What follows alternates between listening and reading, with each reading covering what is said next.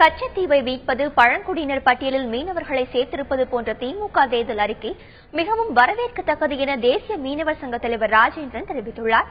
நாகையில் தந்தி தொலைக்காட்சிக்கு பேட்டியளித்த அவர், மீன்பிடி தடைக்கால் நிவாரணத்தை இரட்டிப்பாக்கி தர வேண்டும் என்றும் கோரிக்கை விடுத்துள்ளார்.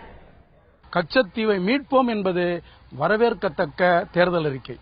அதே வேளையில் மீனவர் நலவாரியம் என்கின்ற நீண்டகால கோரிக்கை, அதையும் நாங்கள் நிறைவேற்றுவோம், அதற்காக பரிந்துரை செய்வோம் என்பதை சொல்லியிருப்பதும் ஒரு ஆறுதலுக்குரியது.